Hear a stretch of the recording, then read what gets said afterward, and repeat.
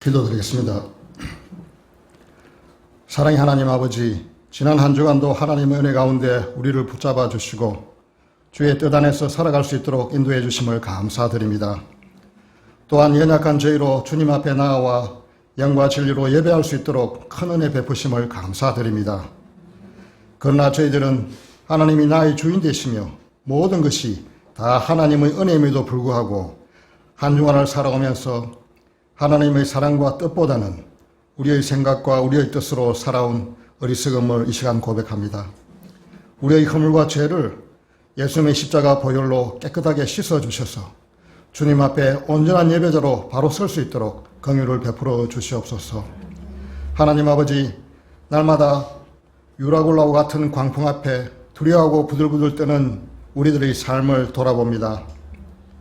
이 태풍이 지나가면 더 큰, 더 무서운 태풍이 밀려오는 그러한 반복 속에 지치고 피곤하고 낙심해 있는 저희들의 삶이지만 오늘 이 십자가를 통하여 하나님의 인도하심을 받는 그런 삶을 살아갈 수 있도록 붙들어 주옵소서.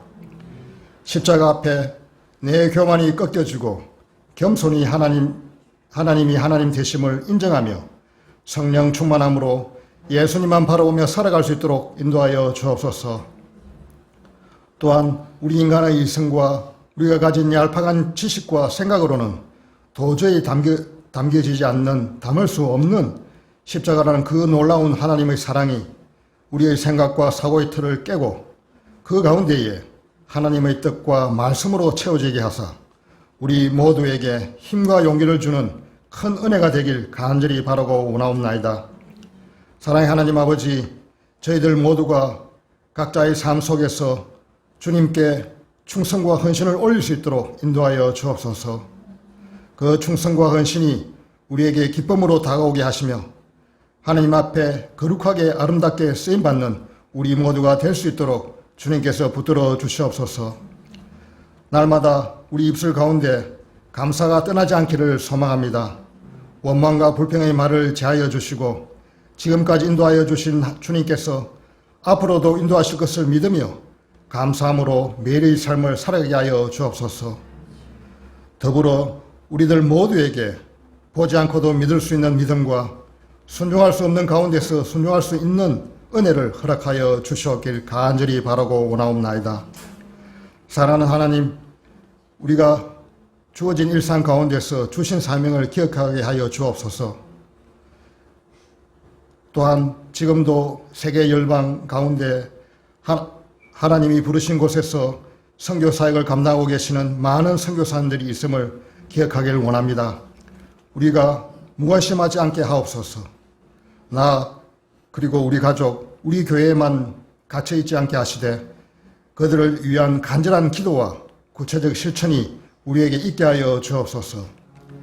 간절하고 뜨거운 마음으로 선교사님들을 위해 기도하며 동력자로서의 삶을 살아가는 저희 모두가 되도록 인도하여 주옵소서.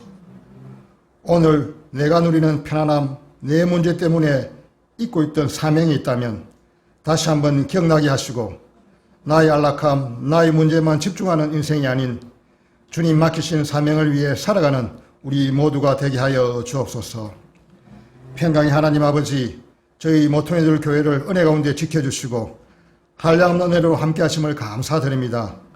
저희 교회가 올 한 해 계획하고 행하던 모든 일에 하나님의 간섭하심과 주관하심이 함께하여 주셔서 이 모든 일들을 통하여 우리 하나님께만 영광 돌리게 하여 주옵소서. 저희 교회가 전도와 영혼 구원의 불길이 가득하게 하시고 성도들 모두가 성령 충만한 복된 교회가 되도록 인도하여 주옵소서.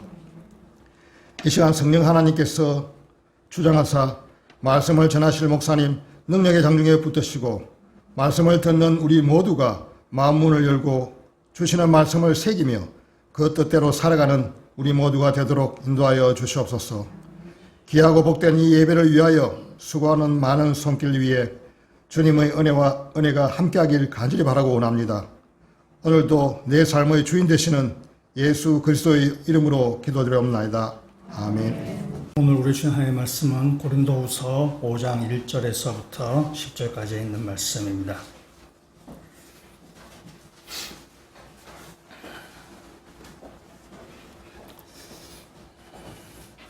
고린도후서 5장 1절에서부터 10절까지 있는 말씀 제가 읽고 마지막 10절 말씀은 다 같이 읽도록 하겠습니다. 만일 땅에 있는 우리의 장막집이 무너지면 하나님께서 지으신 집 곧 손으로 지은 것이 아니요 하늘에 있는 영원한 집이 우리에게 있는 줄 아느니라. 참으로 우리가 여기 있어 탄식하며 하늘로부터 오는 우리 처소로 덧입기를 간절히 사모하노라. 이렇게 이 부분 우리가 벗은 자들로 발견되지 않으려 함이라. 참으로 이 장막에 있는 우리가 짐진 것 같이 탄식하는 것은 벗고자 함이 아니요 오히려 덧입고자 함이니 죽을 것이 생명에 삼킨 바 되게 하려 함이라. 곧 이것을 우리에게 이루게 하시고 보증으로 성령을 우리에게 주신 이는 하나님이시니라. 그러므로 우리가 항상 담대하여 몸으로 있을 때에는 주와 따로 있는 줄을 아노니 이는 우리가 믿음으로 행하고 보는 것으로 행하지 아니함이로라. 우리가 담대하여 원하는 바는 차라리 몸을 떠나 주와 함께 있는 그것이라. 그런즉 우리는 몸으로 있든지 떠나 있든지 주를 기쁘시게 하는 자가 되기를 힘쓰노라. 이는 우리가 다 반드시 그리스도의 심판대 앞에 나타나게 되어 각각 선악간에 그 몸으로 행한 것을 따라 받으려 함이라. 아멘. 말씀을 같이 한번 암송하도록 하겠습니다. 요한복음 9장 25절 말씀. 대답하되 그가 죄인인지 내가 알지 못하나 내가 아는 것은 내가 맹인으로 있다가 지금 보는 그것이니이다. 요한복음 9장 25절 말씀. 예, 아멘. 명절은 명절이네요. 예, 명절입니다. 예. 요한복음 말씀을 잠시 미루고 오늘은 고린도후서 말씀으로 설교를 하겠습니다. 우리 명절 기간 동안 새벽 기도에 우리가 하지 않았고요. 그래서 아마 여러분도 그 명절 기간 동안 묵상하기가 쉽지 않았을 것입니다. 그럼에도 묵상을 충실하게 하신 분들을 주의 이름으로 축복합니다. 신앙이 좋다라는 말은 우리가 오늘을 충실하게 산다라고 우리가 얘기할 수 있습니다. 우리가 지금 매일 성경 본문이 고린도후서인데 오늘 이 말씀은 지난 주간에 명절 기간에 있었던 말씀 가운데 한 구절을 우리가 오늘 이 시간에 같이 보고자 합니다. 성경에 있는 모든 말씀이 다 그렇지만은 이 고린도후서에도 참 은혜로운 구절이 상당히 많이 있습니다. 그래서 오늘은 그 중에 5장에 있는 이 말씀을 가지고 말씀을 같이 나누고자 합니다. 이번 추석 명절은 참 특이한 그런 명절입니다. 코로나19로 인해서 우리 미풍양속에까지 영향을 미치게 되는 것이죠. 그래서 부모님들이 자녀들에게 집에 내려오지 마라, 봉투만 보내라, 뭐 이렇게 얘기해서. 그래서 옛날에 그 유행가인가요? 불효자는 옵니다가 이제 바뀌었다 그래요. 불효자는 옵니다라고 이렇게 바뀐다 그러더라고요. 또 이 명절 기간 동안에 여성분들이 거의 극한 직업인데, 요리하고 가족들을 다 이렇게 음식 장만하고 하는 극한 직업인데, 요번 명절은 좀 상대적으로 조금 더 편했지 않았을까, 그런 생각이 들기도 합니다. 명절인가 단절인가, 지금까지 이런 명절은 없었다 이런 생각이 들기도 합니다. 부모님들이 우리 자녀들에게 이 코로나 때문에 내려오지 마라 라고 이렇게 말은 하지만은, 그러나 우리 부모들의 마음은 자녀들을 보고 싶고 손자 손녀들을 보고 싶어하는 그 마음은 굳이 설명 안 해도 우리 다 생각할 것입니다. 그 자녀 손들을 보는 기쁨이 있는 겁니다. 그래서 이 명절, 이 코로나 때문에 그런 기쁨도 이렇게 많이 지금 이렇게 박탈된 것이 지금 요번에 이 기간입니다. 이번 명절은 어쩔 수 없지만은 앞으로 우리 부모님을 기쁘시게 하는 그러한 참 좋은 자녀들이 되시기를 주님으로 축원합니다. 우리 그리스도인은 육신의 부모님을 기쁘게 할 뿐만이 아니라 영적인 아버지인 우리 하나님도 기쁘시게 하는 자녀가 되어야 됩니다. 오늘 9절에 있는 말씀을 같이 한번 읽도록 하겠습니다. 그런즉 우리는 몸으로 있든지 떠나든지 주를 기쁘시게 하는 자가 되기를 힘쓰노라. 아멘. 주님을 기쁘시게 하는 자가 되기를 힘써야 된다는 말씀입니다. 여기서 힘쓴다라는 말은 우리가 한번 해보자, 이렇게 우리가 또 힘을 내보자, 그런 뜻이 아닙니다. 여기서 힘을 쓴다라는 말은 야망을 가진다라는 뜻입니다.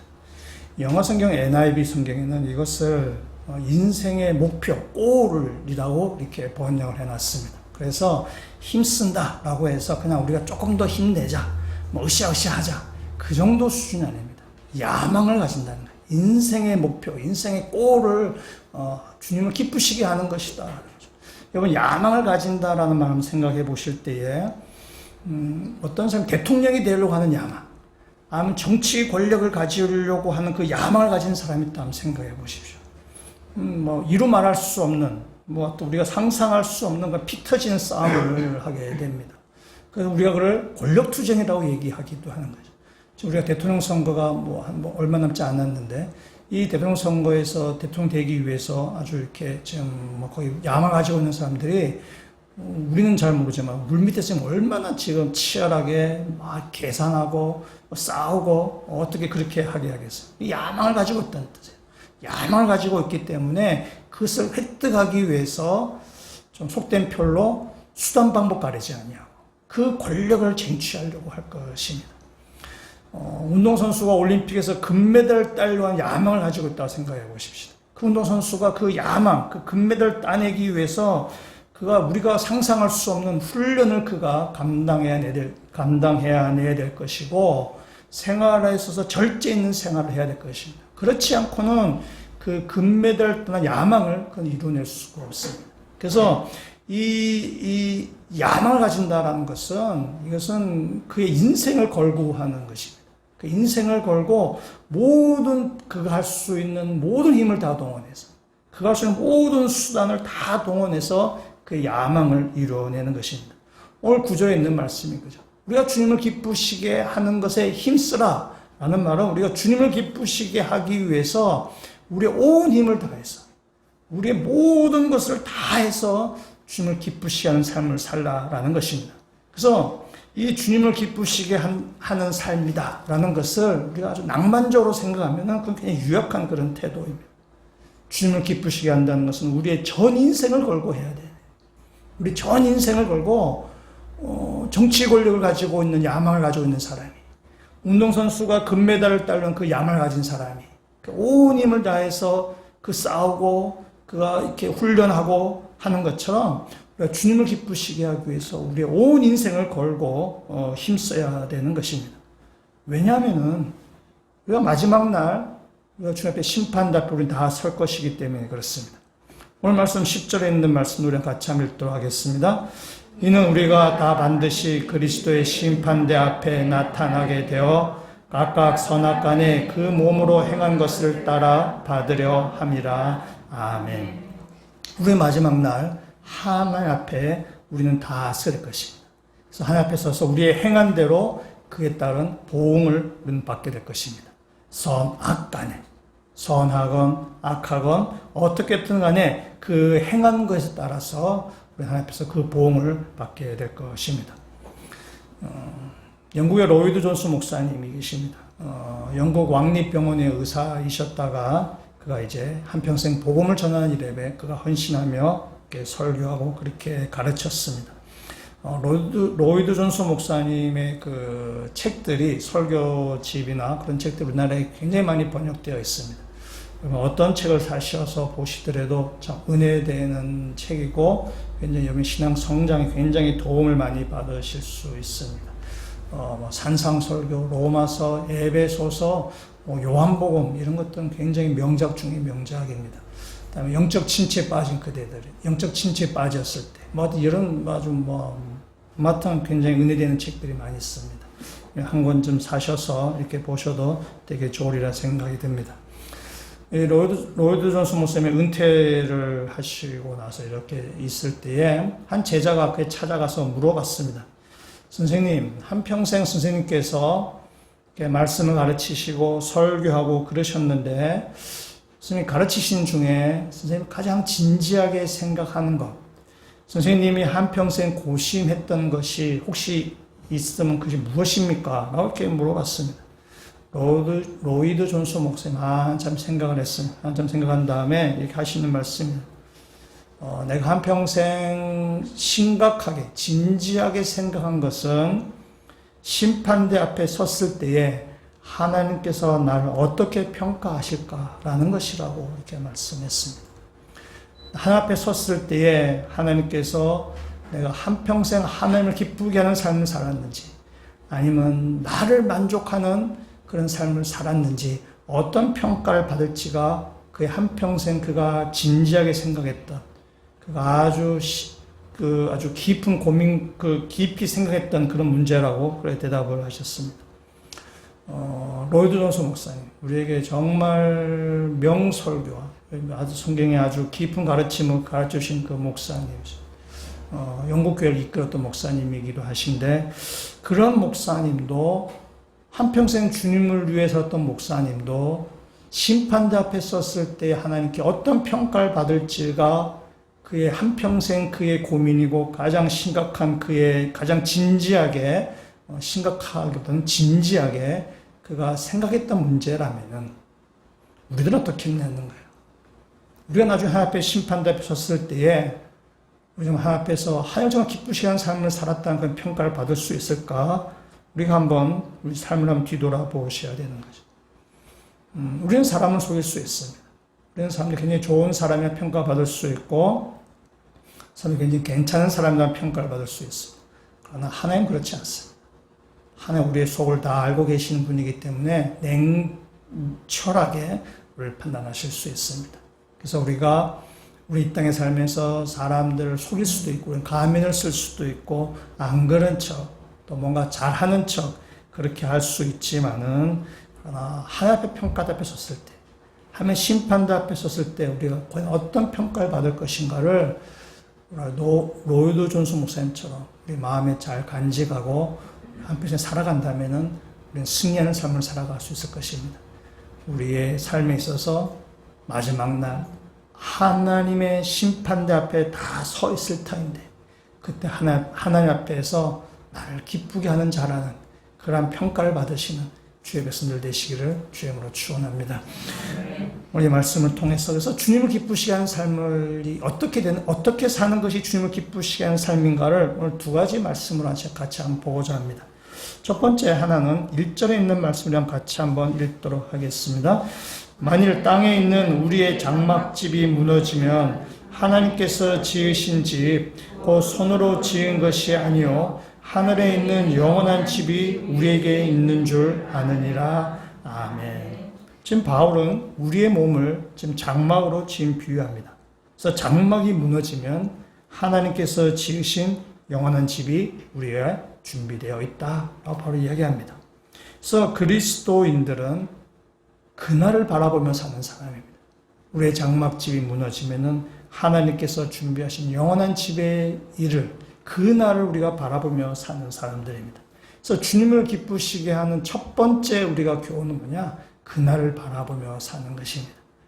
우리의 이 땅의 삶은 다 끝이 있는데 마지막 날 하나님께서 우리에게 준비하신 영원한 집, 그날을 우리가 소망하며 사는 것. 그것이 그날을 소망하면서 사는 것이 이 땅에서 그리스도를 기쁘게 하는 삶을 살 수 있는 첫 번째 교훈입니다. 바울은 죽음을 두려워하지 않았습니다. 죽음에는 영원한 하나님의 집이 준비되어 있다는 사실을 알기 때문에 바울은 죽음을 두려워하지 않습니다. 그래서 바울은 이 죽음을 다른 사람들과는, 세상 사람들과는 다르게 보게 됩니다. 디모데후서 4장 6절에 있는 말씀을 한번 보시면요. 디모데후서는 바울의 마지막 서신입니다. 앞에 스크린에 있을 텐데 디모데후서 4장 6절 같이 읽도록 하겠습니다. 전제와 같이 내가 벌써 부어지고 나의 떠날 시각이 가까웠도다. 아멘. 전제같이 내가 벌써 부어지고, 내가 이렇게 제물로 드린다는 겁니다. 내가 제물로 드리고 나의 떠날 시각이 가까웠다. 바울이 이 디모데후서는 바울의 마지막 서신입니다. 그래서 죽음을 앞에 두고 쓴 서신, 유언과 같은 그런 서신입니다. 그래서 바울은 죽음을 뭐라 했냐? 떠날 시각이 가까웠다. 그래서 떠난다라는 그 말로 묘사합니다. 여기서 떠난다라는 이 말은 풀어준다, 떠난다라는 그런 의미입니다. 배가 항구에 정박했을 때에 배가 이렇게 밧줄이나 쇠줄을 이렇게 널어뜨려서 이렇게 항구에 묶습니다. 묶는데 그 줄을 이제 풀죠. 푸는 것이 여기서 보면 떠난다라는 그런 의미입니다. 그러니까 배가 항구에 정박해 있던 그 줄을 풀면은 배는 이제 항해가 시작되는 것입니다. 때문에 바울이 이 죽음을 떠난다라는 이 말로 묘사하는 것은 의미는 뭐냐면은 바울은 세상 사람들처럼 죽음을 무슨 소멸, 끝장, 마지막 이별 뭐 그런 것으로 묘사하지 않습니다. 바울은 새로운 출발로 지금 바울은 죽음을 지금 보는 것입니다. 그래서 새롭게 출발한 거죠. 배가 그 줄을 풀고 그래서 항구를 떠나서 이제 항해를 시작하는 것처럼 바울은 죽음을 지금 그렇게 보는 것입니다. 세상 사람들이 보는 죽음과는 다른 것입니다.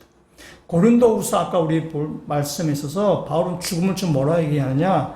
장막을 걷는 것으로 지금 이렇게 묘사하고 있습니다. 이번 추석 명절 때 이렇게 뭐 TV에서 영화를 이렇게 보여주는데 그 전까지 TV에서 자주 보여주던 영화 중에 고지전이라는 그런 영화가 있습니다. 한국 전쟁을 배경으로 만든 휴먼 스토리 영화인데요.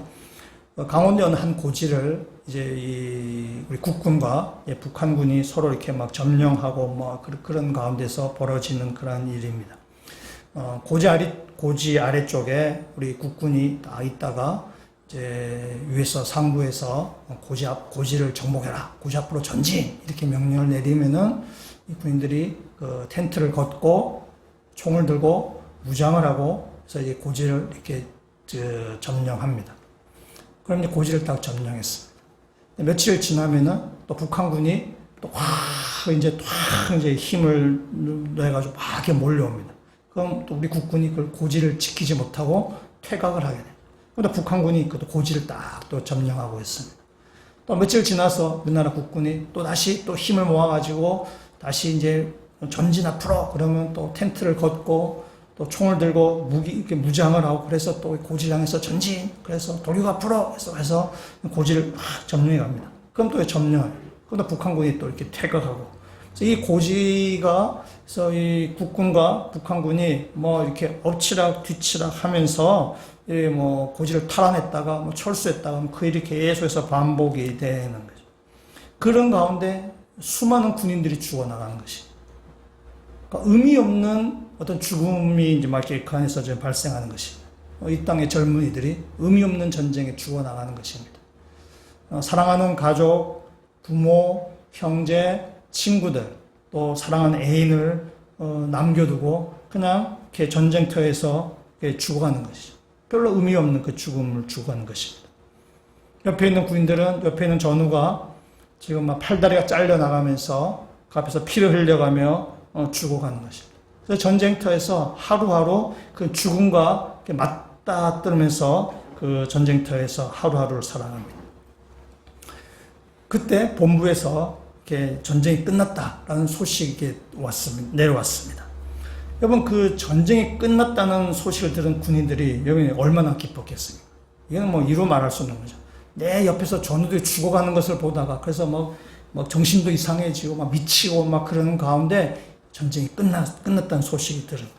그 기쁨은 이루다 표현할 수 없을 것입니다. 그동안 겪었던 고통 다 잊어버리고 그다음 죽음과 직면했던 그런 위기들도 다 사라지고 이제 집으로 돌아갈 기대가 지금 충만해지게 됩니다. 그래서 위에서 철수라는 명령이 떨어지게 되면은 부인들이 제일 먼저 하는 일이 무엇이겠습니까? 그들이 그동안 생활했던 천막을 거두는 일입니다. 군인들이 쓰는 천막은 우리가 A형 텐트라고 얘기를 하는데 지금은 어떤지 잘 모르겠습니다. 근데 가운데 앞뒤로 이렇게 폴대를 앞뒤로 한 개씩 받고 이렇게 팩을 받으면 이렇게 텐트가 이렇게 A자형으로 이렇게 쳐지게 됩니다. 그래서 우리가 A형 텐트라고 얘기를 하는데 이 앞뒤로 폴대가 있습니다. 이 폴대를 빼버리면은 이 텐트가 그대로 이렇게 내려앉게 되는 것입니다. 그것이 바로 5장 1절의 이야기예요.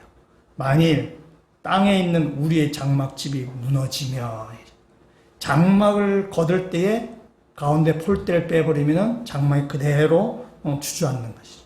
그래서 바울은 인간의 죽음을 이 장막이 무너지며 그것을 지금 묘사하는 것입니다. 바울은 텐트 치는 전문가입니다. 바울은 천막을 짓고 해서 그걸 생계를 했던 것이 바로 바울입니다. 그래서 바울은 이 천막 치는 거, 걷는 걸 가지고 지금 우리의 죽음을 비유하는 것입니다.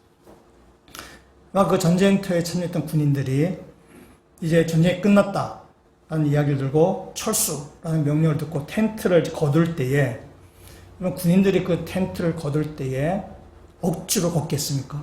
그 텐트를 거둘 때에 기쁜 마음으로 그 텐트를 걷는 것입니다. 앞서서 전투를 치면서 고지 앞으로 라는 그 명령을 듣고 텐트를 걷는 거하고는 전혀 다른 것입니다. 이제는 고향 앞으로가 되는 거죠. 이제 이 전쟁이 끝나고 집으로 돌아간다.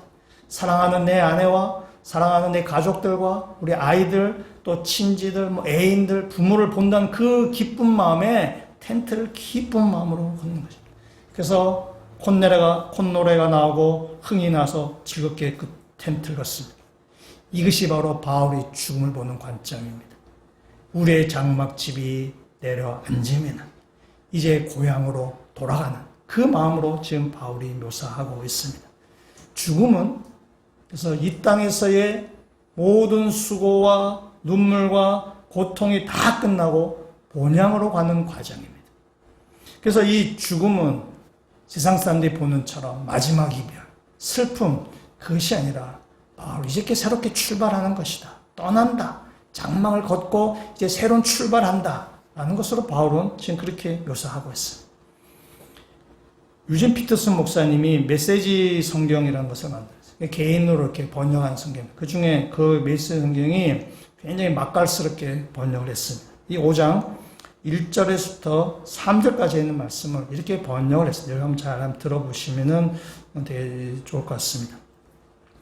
예컨대 우리의 몸이 장막처럼 무너져 내리면 하늘에 있는 부활의 몸, 사람의 손으로 지은 몸이 아니라 하늘에서 지으신 몸이 대신하리라는 것을 우리는 압니다. 그때가 되면 우리는 우리의 장막을 다시 이전하지 않아도 될 것입니다. 그러니까 이 땅에 있는 우리의 몸은 자꾸 이렇게 옮겨간다는 거예요. 일시적이라는 거죠. 그러나 마지막 하나님 나라의 영광의 그 장막이 오면 우리는 다시는 이사하지 않아도 된다. 영원한 장막이라는 것입니다. 이따금 우리는 장막을 이전하고 싶어 견딜 수 없을 때가 있습니다. 그럴 때면 우리는 좌절하여 울부짖기도 합니다. 장차 다가올 삶에 비하면 현재 삶의 조건은 가구 하나 빛이 되어 있지 않는 오두막에 잠시 체류하는 것처럼 보입니다. 그리스도인은 이 땅에 소망을 두는 사람이 아닙니다. 하늘에 있는 영원한 집에 소망을 두는 사람입니다. 이 땅에서의 삶은 가구 하나 빛이 되어 있지 않는 오두막 생활에 불과합니다. 하나님 나라에 비하면 이 땅의 삶은 그 오두막에 불과하다는 것입니다. 하나님이 지으신 영원한 집에 비하면 이 땅에 우리의 이 육신은 초라하기 그지없다는 것입니다. 그래서 우리는 하나님 나라를 사모하는 것입니다. 세상이 아무리 좋다 하더라도, 세상의 삶이 아무리 그럴싸한다 치더라도 하나님 나라의 영광에 비하면, 하나님의 그 영원한 집에 비하면 이 땅의 영광과 이 땅의 성공은 아무것도 아니라는 것입니다. 그렇기 때문에 우리 그리스도인들은 이 땅에서의 성공이나 출세나 어떤 번영이나 이 땅의 쾌락을 쫓아가지 않습니다. 이 땅의 것이 다가 아니기 때문에 그렇습니다. 이 땅에 대한 것을 막 쫓아가는 사람, 그날에 대한 하나님 나라에 대한 소망이 없는 사람이 이 땅의 영광과 이 땅의 성공에 그냥 목매달고 사는 것입니다. 우리는 이 땅보다 훨씬 더 영광스러운 하나님의 영원한 집, 하나님의 영원한 영광이 있기 때문에 이 땅의 것에 우리는 그렇게 목숨 걸지 않고 하늘의 영광을 바라보며 살아가는 것입니다. 오늘 바울이 했던 고린도후서의 4장에 있는 말씀으로 한번 가보시겠습니다. 4장 8절과 9절에 있는 말씀을 보시면 이렇습니다. 우리가 사방으로 우겨쌈을 당하여도 쌓이지 아니하며 답답한 일을 당하여도 낙심하지 아니하며 박해를 받아도 버림받지 아니하며 거꾸로 뜨림을 당하여도 망하지 아니하고. 그러니까 바울이 엄청난 고통 가운데 이 땅에서 주님의 일을 감당했습니다. 사방에서 압박을 받아도 그러나 낙심하지 않습니다. 매를 맞으며 넘어지기도 합니다. 그럼에도 절망하지 않습니다. 고난을 당하면은 그 고난을 이겨내기가 쉽지 않습니다. 그렇다고 해서 사기가 떨어지는 것이 아닙니다. 이 땅에서 어떠한 핍박과 헐날 맞는다 치더라도 바울이 낙심하거나 좌절하거나 포기하지 않습니다. 왜냐하면 하늘나라를 소망하기 때문에 그렇습니다. 4장 10절 말씀 같이 한번 읽도록 하겠습니다. 우리가 항상 예수의 죽음을 몸에 짊어짐은 예수의 생명이 또한 우리 몸에 나타나게 하려 함이라. 아멘. 우리가 예수의 죽음과 같이 고난의 길을 간다 치더라도 우리의 낫이 예수의 생명이 있기 때문에 우리는 절망하지 않습니다. 예수님께서 부활하신 것처럼 우리도 마지막 날 부활할 것을 우리는 믿기 때문에 그렇습니다. 그래서 그리스도인이 이 땅에서 우리가 살면서 우리가 겪는 어떤 고통, 고난 이런 것은 패배고 루저의 표징이 아닙니다. 이 땅에서 복음대로 살다가 받는 고난, 고통은 그것은 영광의 표징이고 승리의 표징입니다. 마지막 날 그 하나님께서 그날이 옵니다. 영광된 집을 준비하시고 우리를 기다리고 계시다는 사실입니다. 그 부활의 소망을 가지고 그날을 소망하며 살아가는 것, 그것이 주님을 기쁘시게 하는 사람의 첫 번째 자세가 되는 것입니다. 하늘의 영광된 날을, 영광된 그 날을 소망하며 영광된 집이 준비되어 있음을 소망하며 살아가시는 주의 백성들 되시기를 주님으로 축원합니다. 근데 그 중에 어떤 사람들은 이렇게 얘기합니다. 빨리 천국에 가고 싶다 라고 이렇게 얘기하는 경우가 있습니다. 이 말이 믿음이 좋아서 하는 말처럼 들리지만은 사실은 그렇지 않을 수 있습니다. 빨리 천국에 가고 싶다는 말은 다시 말하면 현실이 그만큼 피곤하다는 뜻이죠.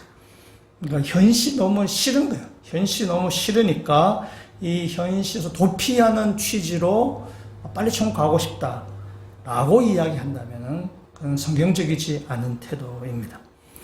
오늘 말씀 4절에 있는 말씀을 한번 같이 한번 보도록 하겠습니다. 4절 말씀 이렇게 같이 읽겠습니다. 참으로 이 장막에 있는 우리가 짐진 것 같이 탄식하는 것은 벗고자 함이 아니요 오히려 덧입고자 함이니 죽을 것이 생명에 삼킨 바 되게 하려 함이라. 아멘. 참으로 이 장막에 있는 우리가 짐진 것 같이 탄식하는 것은 우리가 이 땅에 살면서 짐진 것 같이 아주 그렇게 무겁게 짐에 눌려서 우리가 탄식하며 살게 됩니다. 하여튼 무거운 짐을 진 것 같은 사람입니다.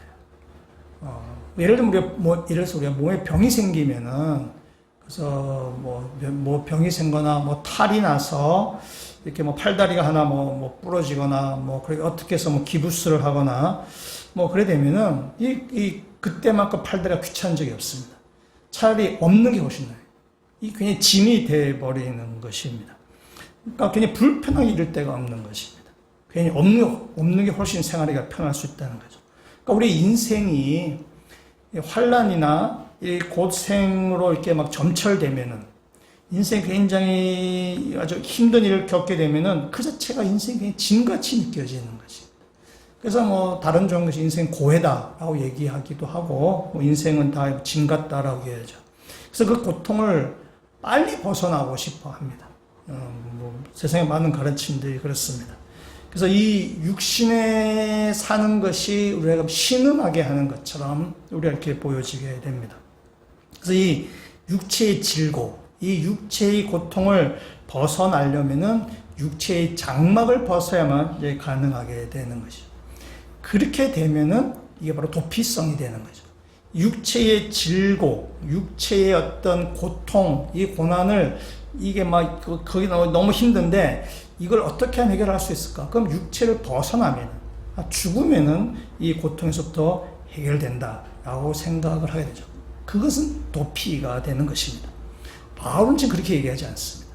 바울은 지금 다르게 이야기하는데 바울은 장막을 벗어버리는 죽는 것으로 지금 이야기하지 않습니다. 바울은 이렇게 얘기하죠.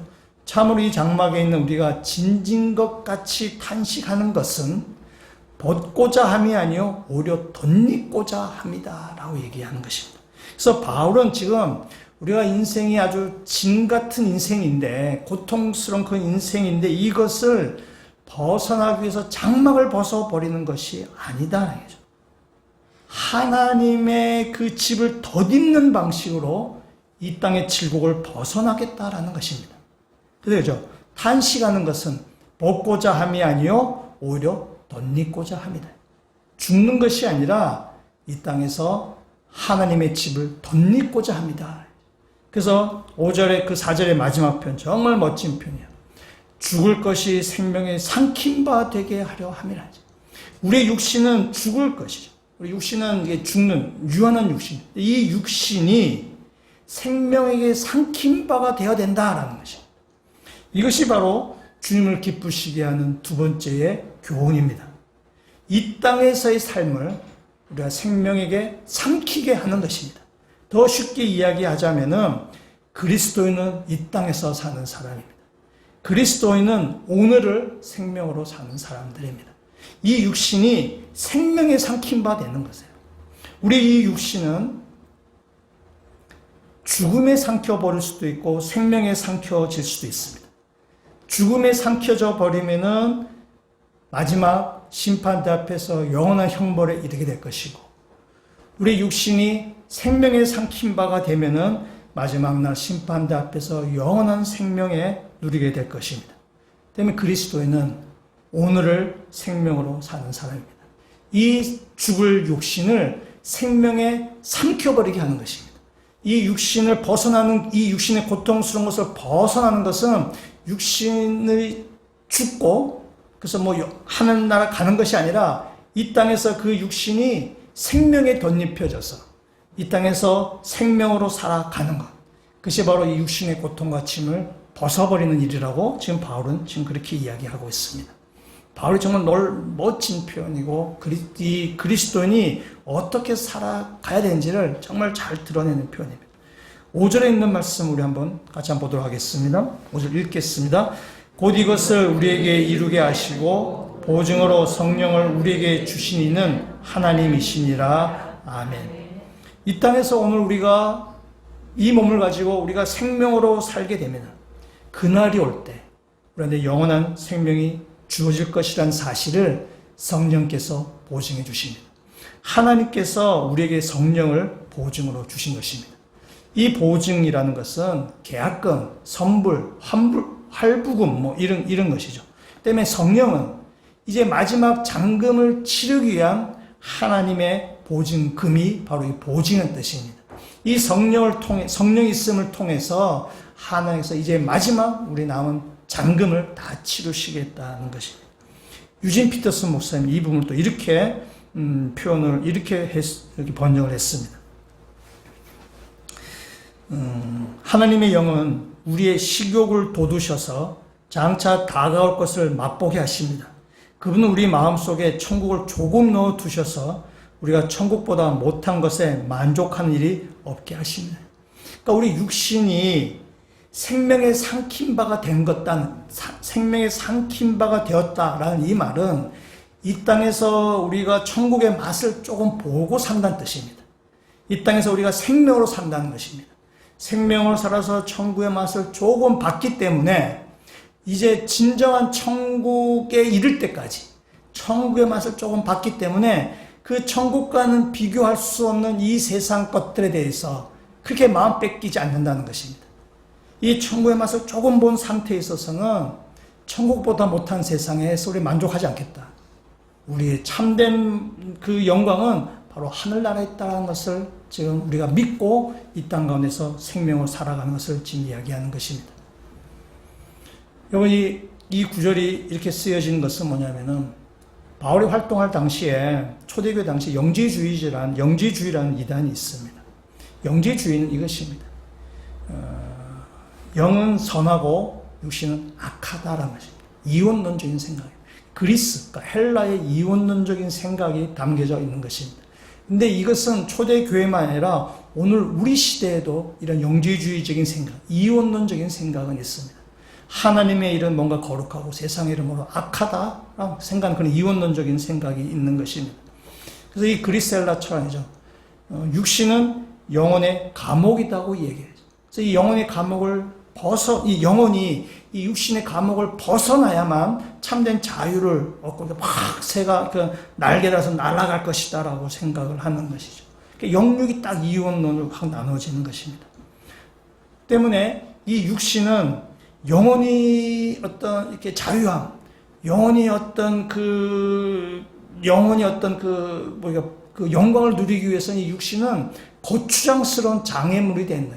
그래서 이 육신을 벗어나야 된다라는 그 가르침으로 영지주의 가르침. 여러분이 사도 바울의 가르침은 이 영지주의의 이론하고는 완전히 다릅니다. 아까 4절에 있는 것처럼 죽을 것이 생명에 붙잡히는 것입니다. 이 땅의 육신을 벗어나서 영원히 자유로워지는 것이 아니라 이 땅의 육신이 생명에 사로잡혀서 이 땅에서 생명으로 살아갈 때에 그것이 마지막 날 하나님 영광에 이르는 참된 그 영원히 참된 복을 누리게 되는 것이라고 이야기하는 것입니다. 그렇기 때문에 우리가 천국에 빨리 가고 싶다라는 그 말이 도피성으로 하는 이야기라면은 그것은 성경적인 가르침하고는 다릅니다. 성경은 그렇게 우리에게 천국을 도피성으로 이야기하지 않습니다. 천국은 우리 성도들이 이 땅에서의 삶을 실패해서 가는 그런 도피성의 장소가 아닙니다. 하나님 우리에게 말하는 이 땅에서 너희가 이 땅에서도 생명으로 살고 그 생명으로 사는 것이 마지막 그날이 올 때에 영광을 이어지게 될 것이다 라고 하나님 말씀하신 것입니다. 그 보증이 바로 성령이라는 것입니다. 그리스도인은 오늘을 사는 사람입니다. 그리스도인은 오늘 이 땅에 충실해야 되는 사람입니다. 오늘 나에게 주어진 일, 오늘 내 앞에 서 있는 사람들, 오늘 내 앞에 준 이 시간에 충실해야 되는 것이 바로 그리스도인의 삶입니다. 여러분 직장에서 충실하셔야 되는 거죠. 성경의 가르침이 뭡니까? 직장의 상사나 직장에 또 이렇게 밑에 있는 사람들이 산을 대할 때 죽게 대해야 되는 것입니다. 직장 생활에 충실해야 되죠. 여러분 가정도 마찬가지입니다. 왜 가정도 성경적인 가정으로 만들어 가셔야 되는 것입니다. 지나친 페미니즘이나 가부장적인 질서, 그런 성경적인 가르침이 아닙니다. 가정에 있어서 아내는 남편을 순종하고 남편 아내를 사랑하고 이것이 성경적인 질서입니다. 뭐 순종이라니까 또 거부감이 생기시겠지만은 에베소 말씀을 잘 읽어보셔야 됩니다. 성경적인 가정이 어떤 가정이 돼야 되는가라는 말씀입니다. 여러분 교회의 생활도 여러분 오늘 앞에 충성스럽게 여러분 신앙생활을 하셔야 됩니다. 신앙생활도 여기 다니는 교회는 모퉁이돌 교회입니다. 여러분 뭐 사랑이 제일 많은 그런 교회도 아닙니다. 사랑 제일 교회가 아니고 나신 교회는 모퉁이돌 교회입니다. 여러분 모퉁이돌 교회 예배 여러분 충실하셔야 됩니다. 우리가 한 주에 성경 암송 구절을 하자 때 암송을 잘 하셔야 되는 것입니다. 매일 성경으로 우리가 매일매일 말씀 묵상하자 할 때 말씀을 묵상하셔야 되는 것입니다. 신앙생활은 오늘을 사는 것입니다. 오늘 나에게 주어진 일, 오늘 내가 해야 될 앞에 충성스럽게 하는 것입니다. 목장 모임에 충실하셔야 됩니다. 목장 목녀로서 목원들을 잘 돌보고 목원들 품고 기도하고 사랑으로 섬기고 하시는 것입니다. 또 목원들은 목장 목녀를 신앙의 모델로 삼고 그의 신앙을 닮아가는 것입니다. 우리 눈에 예수님이 보이지 않습니다. 우리는 하나님 보이지 않습니다. 우리 눈에 보이는 사람, 우리 성도들입니다. 때문에 우리한테 좋은 모델이 되는 사람들이 있을 때에 그 교회는 건강해지는 것이고 우리의 신앙은 성장해가는 것입니다. 목원들은 목자 목류를 잘 보고 그게 어떻게 신앙생활 하는지를 보고 그렇게 닮아가야 되는 것입니다. 이런 것이 바로 오늘을 사는 우리의 신앙입니다. 그렇게 거창하거나 그런 것이 아닙니다. 오늘 나에게 주어진 일, 오늘 내가 해야 될 일, 오늘 내가 만나는 사람, 오늘 나에게 주어진 이 시간 앞에 충실하게 하는 것이 우리의 죽을 육신을 생명으로 삼켜버리게 하는 것입니다. 이 땅에 우리가 생명으로 살아가야 된다는 것입니다.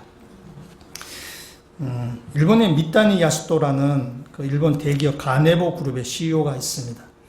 미타니 야스토는 말단 사원으로 그 가네보 그룹에 입사해가지고 45년간 그 그룹에서 일하면서 3번의 좌천과 전출 등의 고난을 겪지만은 그가 그 가네보 그룹의 CEO 자리까지 올라가게 됩니다. 그래서 일본 셀러리맨들은 굉장히 전설적인 인물로 존경의 대상으로 삼기도 합니다. 섬김형 인간이라는 책도 우리나라에 출판되어 있습니다. 이 미타니가 1962년에 그 회사 인사과장으로 있을 때에 있습니다. 상부에서 이렇게 지시가 내려왔습니다. 회사의 시설을 기독교를 비롯한 종교 시설로 이용하지 말라라는 그런 지시를 이제 받았어요. 인사과장이니까 회사의 시설을 이제 관리하는 그런 자리입니다. 그때 당시 미타니는 그 회사 사택에서 살았고 그 사택에서 가정 예배를 드리고 있었습니다. 회사에서 기독교를 비롯한 모든 종교 행위를 그 회사의 그 시설을 사용하지 말라라는 그 명령이 내려왔기 때문에 회사에서 쫓겨날지도 모르겠구나라는 그런 두려움에 이제는 가정 예배를 드리지 않아야 되겠구나 이렇게 생각을 했다고 합니다. 그때 그의 귓가에 네가 나를 배반하는구나 라는 그런 이제 소리가 들렸대요. 지금까지 한 번도 겪어보지 못한 그런 고통이 생긴 것입니다. 자신이 예수님을 배반했다는 죄책감에 막 통곡하면서 이제 하나님 앞에 기도를 했어요. 주님, 저의 힘으로는 아무것도 할 수 없습니다. 당신 온전히 따르겠습니다. 라고 기도했대. 기도하고 나서 그동안 자기를 짓눌렀던 그 고통이 다 사라지고 이제 온몸에 이제 평안이 이렇게 찾아오게 됐답니다. 이 사건 이후로 이제 미타니가 이제 진실한 그리스도인이 되게 됩니다. 그래서 그 이후로 자신의 출세나 어떤 성공, 그거보다 주님을 먼저 생각하게 되었어요. 또 당시 회사에서는 안전기원제라고 해서 신사참배를 해야 했습니다. 그러나 이 미타니는 퇴직을 각오하고 그걸 거절했습니다. 그 일로 좌천되기도 했습니다. 근데 미타니가 결국 그렇게 해서 그 회사의 CEO 자리에 올라가게 됐는데 미타니는 그 아내의 전도를 받고 예수를 믿게 되었습니다. 아내가 남편에게 하는 말들이 이렇게 됩니다. 여보, 주님이 기뻐하신 일을 하세요. 주님의 증인으로 한평생 사세요. 출세 안 해도 돼요. 괜찮아요.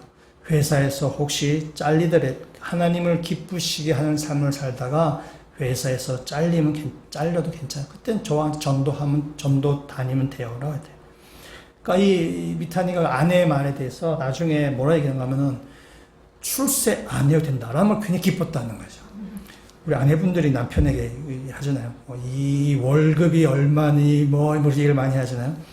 그래서 이 출세 안 해도 된다는 그 아내의 말이 너무나 기뻐서 그다음부터 미타니가 회사에서 어떤 불이익을 당하거나 왕따를 당하거나 좌천당해도 하나님을 기쁘시게 하는 삶을 살기로 그가 작정한 것이.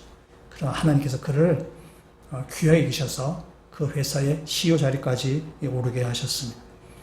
미타니가 그 격리로 시작을 해서 CEO까지 오르게 될 때에 그 경영 철학이 있습니다. CEO는 아무나 올라간 게 아니잖아요. 경영 철학이 있습니다.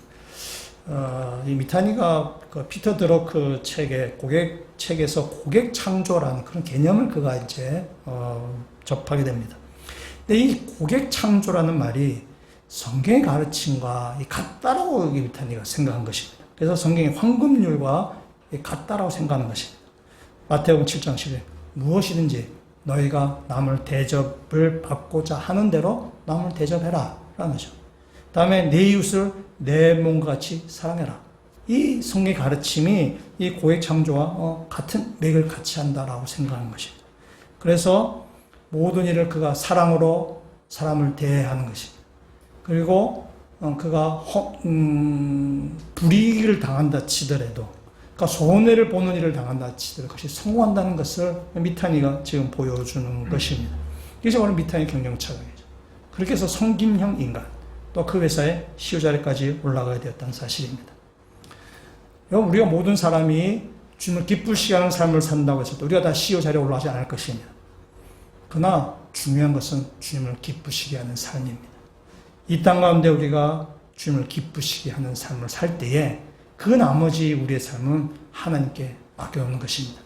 하나님께서 우리를 어떻게 하시든지 그 하나님을 신뢰하고 하나님께 맡기고 우리를 살아가는 것입니다. 우리 이 땅에서 현실을 도피한 사람들이 아닙니다. 이 땅의 현실을 생명으로 살아내야 되는 사람들입니다. 오늘 말씀을 다시 한번 우리가 8절과 9절에 있는 말씀을 다시 한번 읽어보도록 하겠습니다. 우리가 담대하여 원하는 바는 차라리 몸을 떠나 주와 함께 있는 그것이라. 그런즉 우리는 몸으로 있든지 떠나든지 주를 기쁘시게 하는 자가 되기를 힘쓰노라. 아멘. 우리 그리스도인은 어느 몸을 입고 있느냐가 중요한 것이 아닙니다. 우리의 중요한 것은 주님을 기쁘시게 하느냐인 것입니다.